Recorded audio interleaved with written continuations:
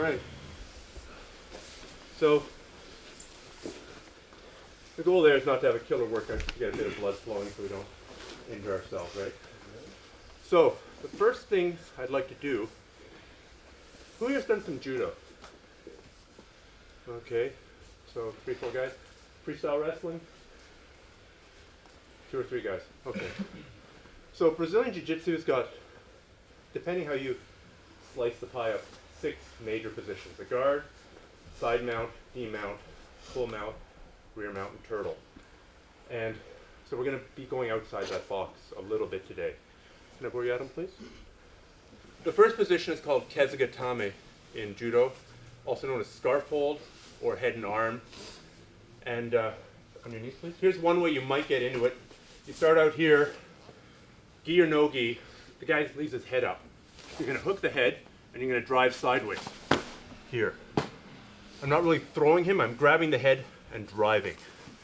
So here you can see I've got his head and I've got his arm.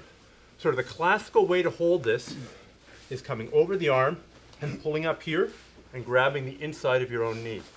There's some tendons here that if everybody grab there, you can feel the tendons. That's what you're grabbing. It's a nice natural little handle, whether you're going with the gi or without the gi. So you're here, you pull the arm up, and you grab here. Now, I'm lifting his head off the ground with my forearm. I don't want his head to go down here because his major escape is to bridge. There's other ways to escape too, but bridging is a big one. And if he bridges, it's hard to bridge with your head down like this. But if your head can go back, then you can really bridge. It's like trying to do a power clean like that. You're just not going to get that motion here. So we're here, and here. Move down a little bit. Perfect. So we're here. I'm going to grab just behind the tricep. Again, there's a natural handle there. There's the bony bits. And I can grab there, gi or no gi, grab the head, grab here, and I have my weight shifted this way. Because like I said, one of his big counters is to flip me over this way. And if my weight's high here, he's going to bridge and touch my head on the ground, and then he's going to roll me over, and that's going to suck. So I'm going to try and sag this way a little bit, and lift his head off. The two make it much more difficult for him to throw me over here. So once again, we're just going to get into the position, then we're going to do some cool things from here, okay? Thank you. So we're here. I'm going to wrap the head. I'm not going to throw him here. I'm going to drive sideways. I wrap the head and I step out. If this arm is out, so much the better, because now I can attack it. Most of the time he's going to hide it here, which takes me into the pinning position. We're here. And this is subtle. It doesn't, could you just recite A, B, C, D, E, F, G? A, B, C. Yeah. See, hardly anything changes, but it's a big difference. What's happening is I'm lifting my ass slightly off the mat. Here, and if you're just looking, it's hard to tell. Right now, all my weight's on my bum. If I lift it off the ground, now he's putting the hurt onto him a little bit. So we'll get into it. Stay there, please. 2 ways. The headlock off the knees. Another common way to get into it, I've got my opponent in side mount. A very common escape position is coming under here, where he's going to bridge up, throw me off, and come out this way. So if I see that coming, we're here, he's fighting for this underhook. There. I'm going to control this arm here, so it's a bit harder for him to come onto his knees, right? If I'm holding this up, it's a bit hard for him to come up this way. As opposed to here, he can just roll up like that. So we're here, he's fighting for the underhook. I'm going to control the arm and switch through here. Really spread my legs. I don't want to do this. I'm going to go here, ass off the floor a bit, lift his head up. Some people like grabbing here. We'll do something with this later. I think grabbing the knee is probably the best. And put a bit of pressure on him. Guy on the bottom, try this. If he can bridge and touch my head to the ground, he's out. He's going to roll me. So, guy on the bottom, try that escape. And if you can do it, then the guy on top's doing it wrong. Okay? So now you've grabbed here. Yep. Lift your ass just slightly. Yeah, but not not going this way. Lift your ass and slide down this way a bit. Here. Just lift your bum ever so slightly off the ground and slide it towards me there. There. He's beginning to look uncomfortable. Okay. So that's a good start. Can you bridge and make him touch the ground here? With a lot of effort, yes. Okay, so then you need To shift my weight more. yeah. I mean obviously I weigh a bit more than you do, but you're a little bit up here. Yep. You need to move your bum away from him a little bit and also put this foot out more here. Out more. Okay. Because that foot there, go ahead. That foot here spaces. If I'm here, now we can, exactly. So why don't I try that on you one more time and then we can switch. So there's a couple of little details that I'm seeing, that I'm correcting on more than one person. So I'm going to, can you lie down here, please? Okay. If we're here, if you're over top of this arm, it's something completely different, okay? So I've got this arm here. If he wants to get out, if he's super huge and super strong, he can just bridge me directly. Go. Okay, go back, please. Yep. But if I know what I'm doing, that's hard unless he bridges me forward here. So what's stopping me from being bridged? This foot. That's one reason why I don't want this leg here. He's going to bridge. Exactly. And now we can roll me. No, roll me this. Which way? Right like that? That way. Oh yeah. Go back. Whereas if this foot's out, pointing in the same direction as his head, this really makes it very hard for him to put my head to the ground. The other thing is, see how much my weight is over him? When I lift my bum off the ground, I want to slide it out from him here. I want to move my hips away from his ribs, even just like that. And he should feel it, for one. For sure. It should feel worse, and it should feel much, much harder for him to bridge me over. So those are the two things I'm seeing over and over. Really open your legs wide. Have this foot up here. The reason for that is to stop his bridge. And move my hips out this way a little bit. It makes it much, much harder to get bridged over. I'm increasing how far away I am from him. I mean, it's much harder to lift something heavy over you out here than it is in here, right? Everybody knows that. So get it from the underhook, from side mount, we're here. You get to the underhook, he's about to escape, hook the head, switch your legs, and get it off the tackle on the knees, okay? Just a few more minutes, and then we'll go on to attacks.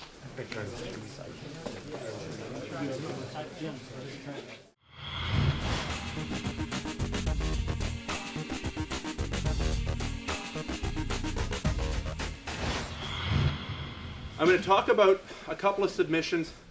They're not as high percentage, but you really have to know them, because sometimes if the guy gives you the energy, it's an automatic tap. And you don't want to give, if you're trapped in this position, you don't want to give this guy this energy. So we're here. I'm here. The first is if this guy's arm is floating loose, if it's here, and sometimes you can do that just by, see, I'm moving my hips forward, and then I grab again. I grab really tight here. Now this one depends on size and weight and how tired this guy is. I'll do this if I hear him going, I know it's the perfect time for this. So I grab here and I turn my body this way.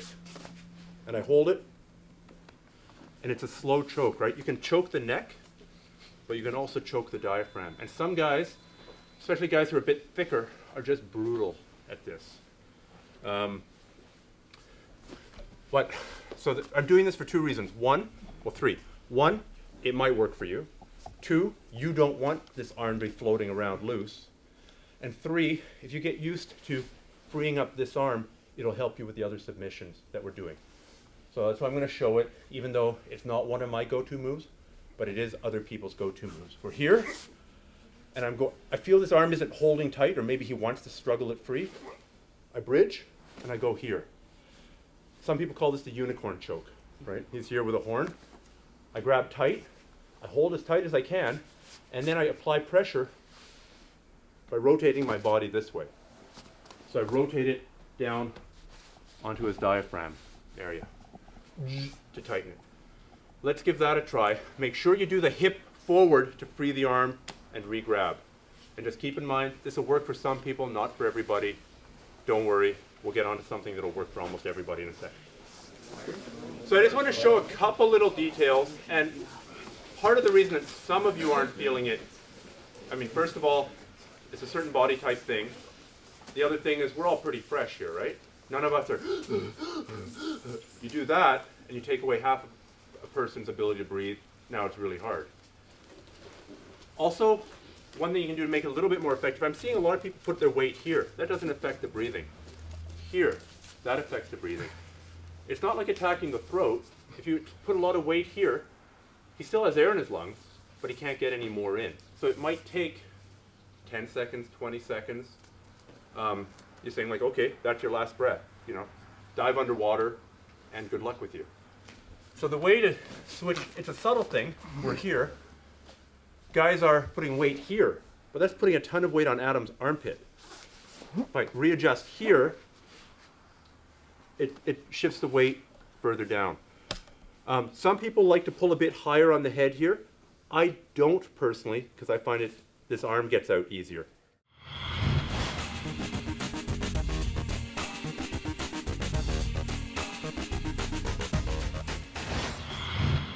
But when you're here, a lot of times the guy will push your face, right? This is a pretty common escape on the bottom. And this submission usually works 1 time or 2 times, and then the guy will never give you this energy again. So we're here, he's gonna push your face. I'm gonna take this hand, I'm gonna pop it off, I'm gonna drop my head down here. So I've got my bicep, his head, his bicep and shoulder, we're here. I'm gonna link my hands, I like palm to palm. Some people like choking on the knee. I like sprawling. So one foot is out to 90 degrees, the other foot is back alongside his body. We're here, I'm gonna squeeze as hard as I can, and then I go up this way. So I take this, and then I smear this up into the neck area. So once again, we're here. This is pretty common. I've got the headlock, he's pushing my face. I push back into it, he thinks he's onto something, he's gonna push harder. I'm getting ready to pop this free. I drop my head down. This stops that arm from coming back. Because if I just go here and then try and link my hands, if he knows anything, that arm is gonna come back down to the floor and he's out. So we're here, he's pushing the head. I push down into him, he thinks he's onto a good thing. I pop and I put my head here. Clasp my hands, palm to palm. I like switching my base here. Now, to activate it, I do 3 things. I squeeze, like I talked about. I slide my body up this way. And some people also really like to go back with their head this way. So here, all together, it applies. See, Adam's head is at 12 o'clock. One of my legs is going to be at 6 o'clock. And the other leg is going to be at 9 o'clock, the way that I like to do it. Some people like to apply that from here, but I think that's a little bit more of an arm choke. If you're smeared completely on the ground, it's really hard to stop. So that is Kesa Gatame, or the head and arm choke. I'm sure a lot of you have already seen it, but you can apply it from this. It's a familiar submission that we're applying from an unfamiliar position. Okay, so give that a try. Thank you.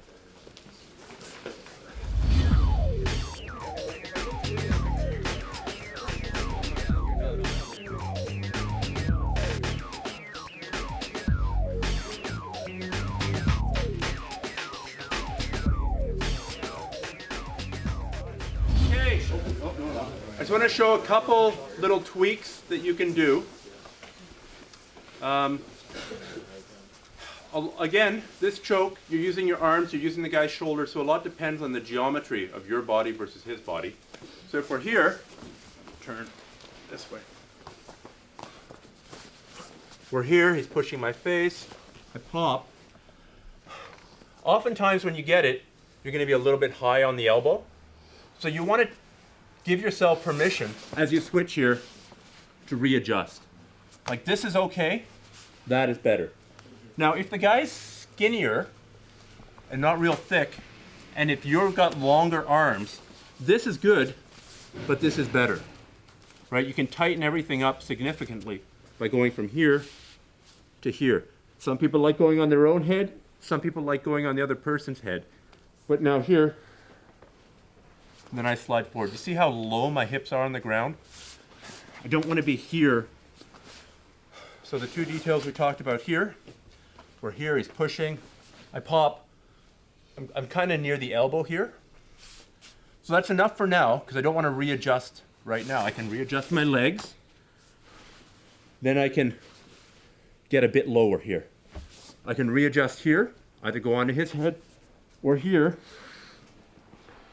And then just see how I'm driving with my toes to create this movement. So give those details a try, especially if your opponent isn't that bulky and if you've got longer arms.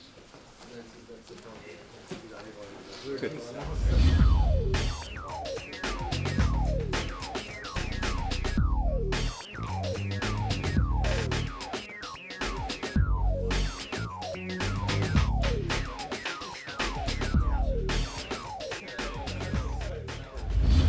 Okay, so just to review, it seems like going here, then adjusting to go lower helped a lot of people, and also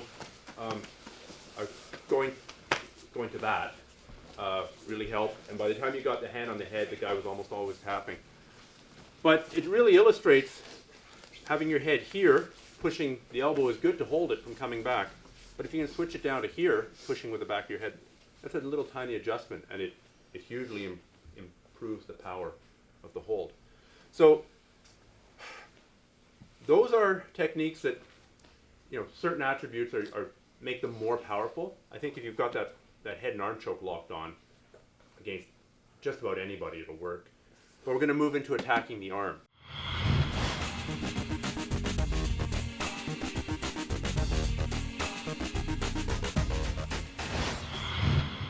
We're here. If this arm is buried, these are hard to do. But many of his escapes involve pushing the head, which free up that arm.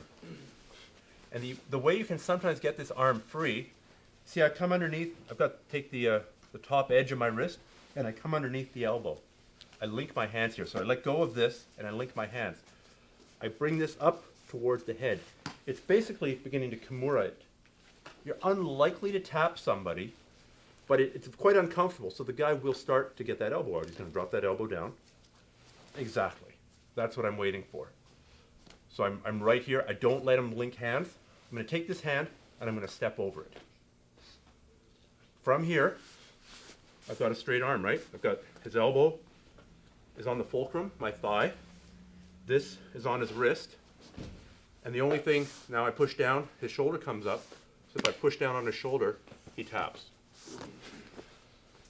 And that, I'm going to push down on his shoulder with my chest. If I'm just here, his shoulder moves. If I'm here, I've seen some people go here. I don't like it at all. I think this is much better.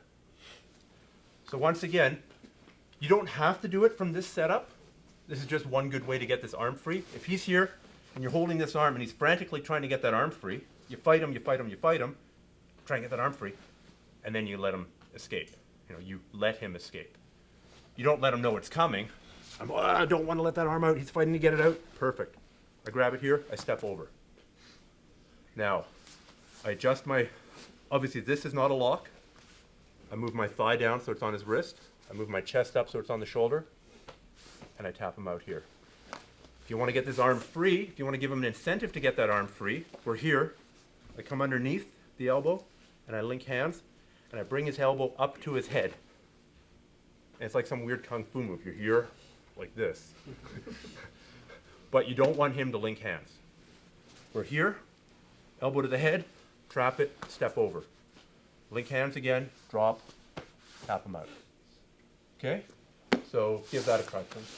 Thanks very much. Thanks.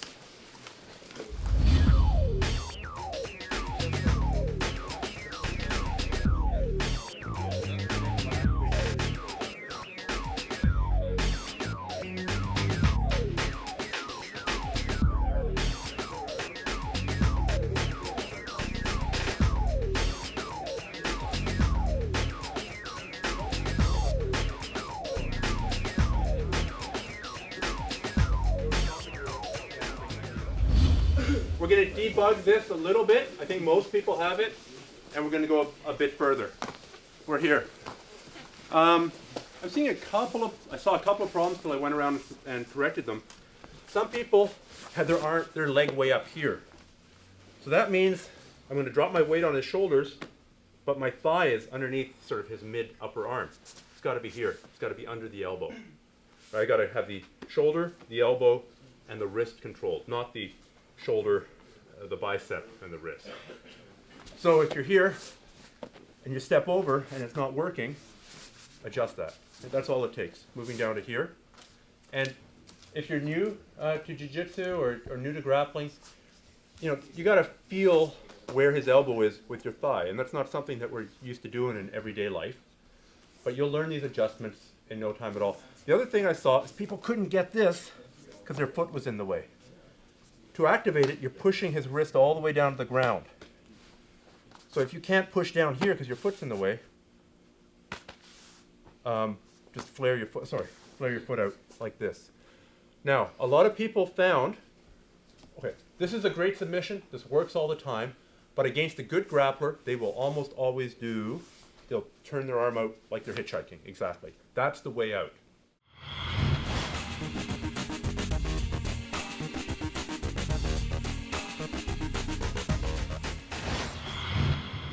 So if you're doing this submission, you have to be ready for him turning that arm out with my hand. I just don't want it to come up. He can turn it out all he wants. I hook it with my other leg. Now I triangle my legs and I switch my grip so it's pulling off the top of his head. I can sort of apply it here, but if I switch my grip from here to here, I'm applying a shoulder lock. When you're doing an Americana type V-arm lock, I can either move his shoulder down like this, or I can hold his shoulder in place and move his head to apply it. That's what I'm doing. So we're here. The whole sequence is, we're here, I've got the submission, I'm trying to put weight on him, but he's not tapping. I come under the elbow, I bring his elbow to his head to free it, to cause him irritation. I pin this, I step over, and I go for the straight arm bar. He begins to come out. Again, I trap it. I hook here. You don't need to be flexible for that at all. You triangle your legs, you switch your grip from here to the top of his head, you roll back. Is that neck or shoulder? Shoulder. Yeah.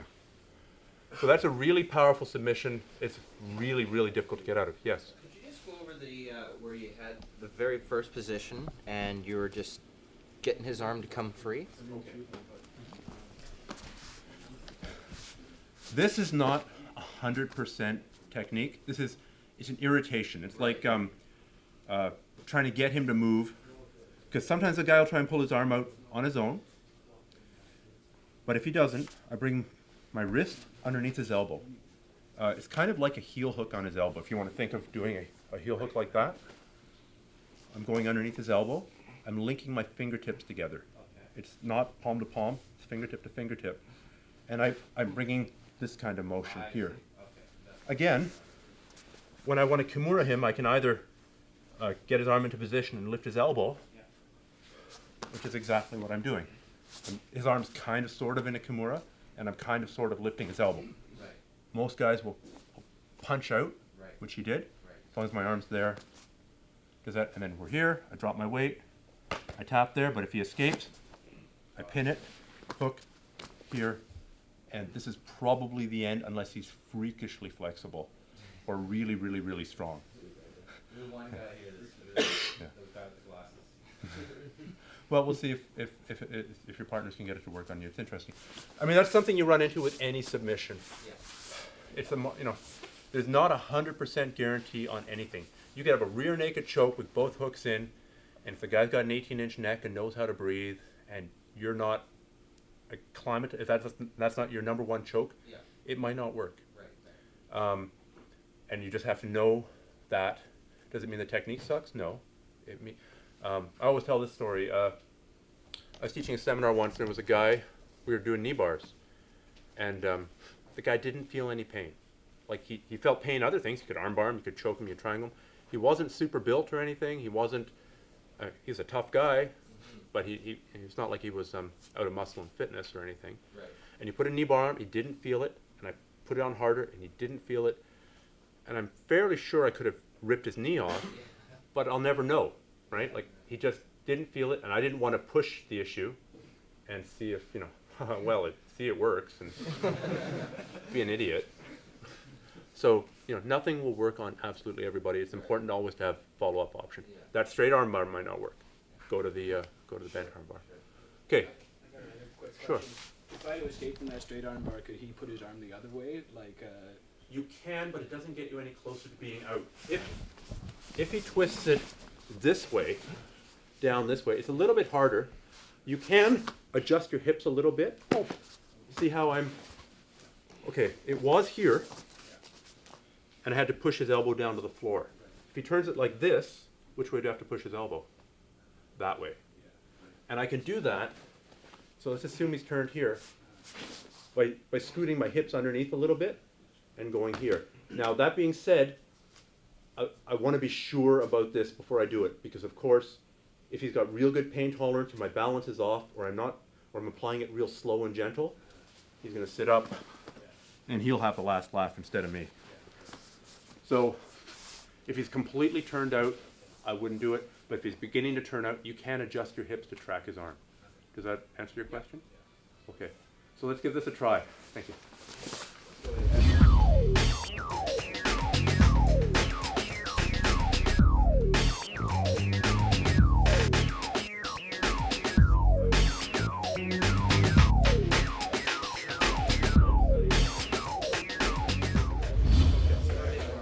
Okay. So we're going to do a couple more details on this. Something I've corrected a few times going around the room. Okay, question for you. If you're doing an Americana or a V-arm lock, do you do it out here or do you do it here? second one. Right, you do it close. I suppose it is possible to do it out here if the guy's super inflexible. But you want this here, and ideally you want his elbow close to his ribs. So same thing here. We're out here. Do you see how, no, I'm going to do it badly here. Oh, okay. Do you see how his wrist is on my shin or close to my ankle? That's at the Americana far away from his body. When it comes out of here and he twists out, I want to jam it right behind my knee. I want it to be jammed between my hamstring and my calf, right in the crook of the knee. That brings the elbow close to his body. Then if I figure for my legs, it's gravy. And now I just have to do a very small adjustment. If it's way out here, I might be able to get it, especially if I've softened his shoulder up by cranking it. But I really want his wrist to be trapped right in there. There's only so many ways you can bend and twist an arm, right? You can bend it like this, you can bend it like this, you can hyperextend it, or you can put something in the middle here and close it. And that's basically it for locking the arm. So this is a V-arm lock, and all the other principles of a V-arm lock still apply. So when we get back to training, I want you to make sure that your opponent's wrist or your partner's wrist is trapped right behind the crook of your knee. I think I got everybody who was making that mistake, but I might have missed a few people.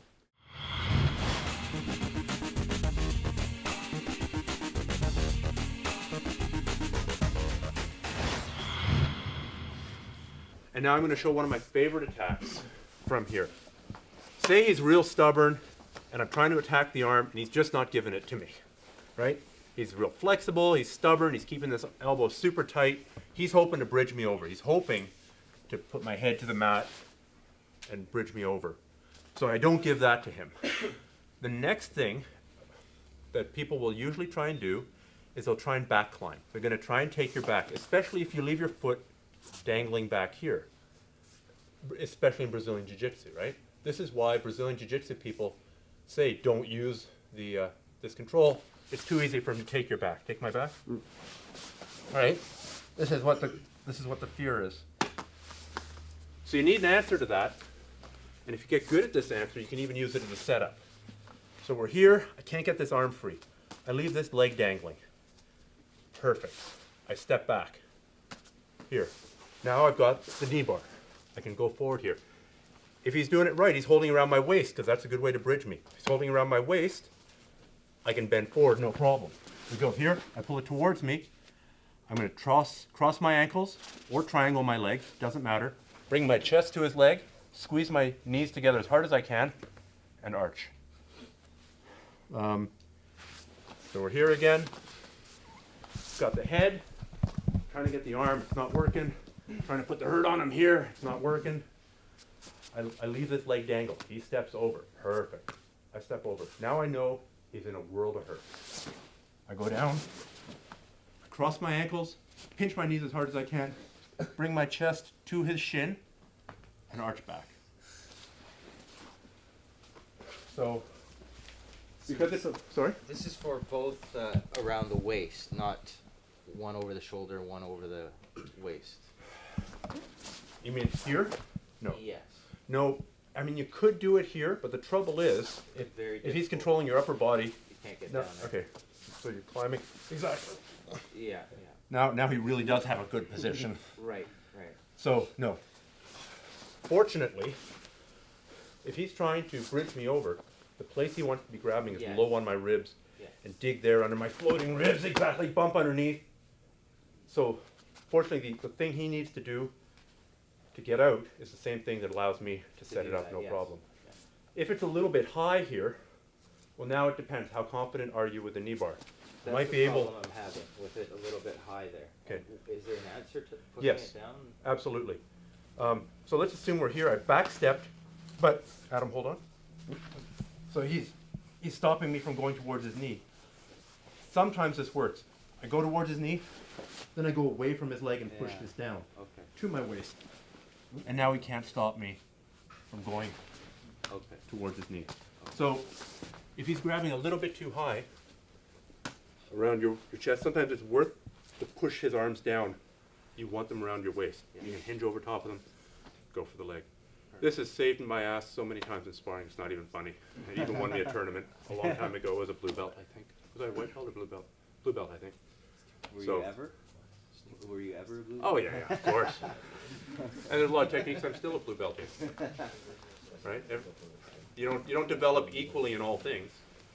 You know, I've got some techniques I'm really good at. I was a black belt level back when I was a purple belt in the knee bar. I'd say that was probably the first technique I got really, really good at. There's other techniques that I still lag behind in, and that's why I'm not here teaching a flying triangle seminar. It would be totally hypocritical for me to do that. Well, your big legs help too, right? There are physical advantages, there are physical attributes that help certain submissions. Yes. Yes. You know, if you've got a 28-inch inseam, good luck with that triangle choke, Yeah. unless you're fighting small guys. Yeah. Which Uh, I was 30. Yeah. 30. So, but on the other hand, it might help your knee bar.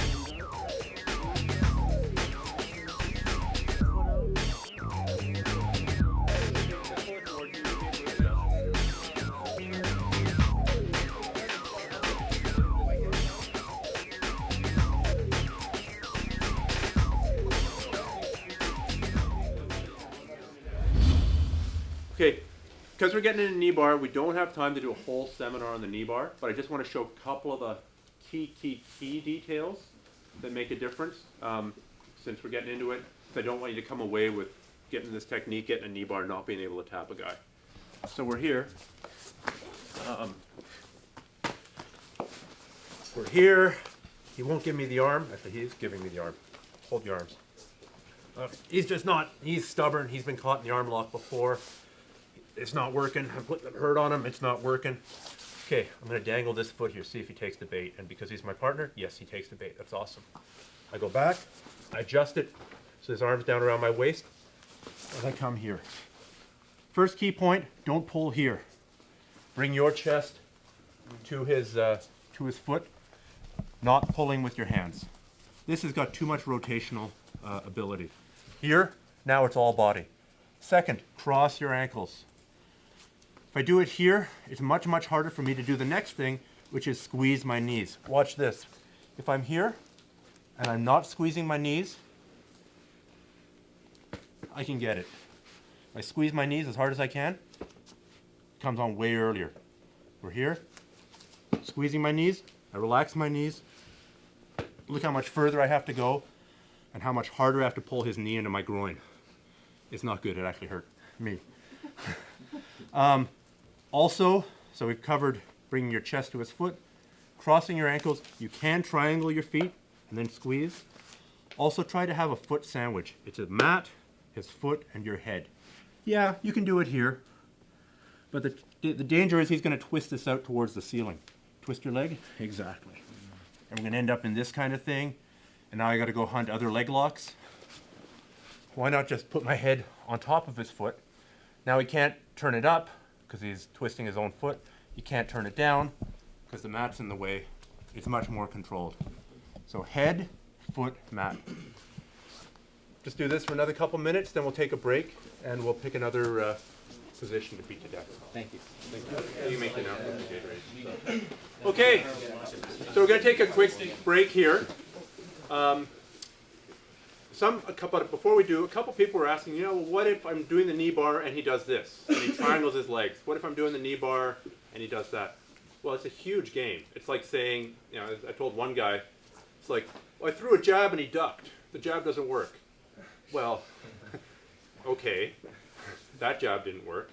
You know, it's a big game to learn how to set up the knee bar, and you got to learn the entrance, the entry to the knee bar. Then you got to learn the counters, what the guy might do to counter it, and triangling the legs is one of them, or keeping your upper body tight is one of them. And then you got to learn the counters to the counters. Just like if you're doing a triangle choke or any other attack, or a butterfly sweep or a half guard sweep, anything in jiu-jitsu and submission grappling that's got counters, and you got to get the counter to the counter. So that's one thing.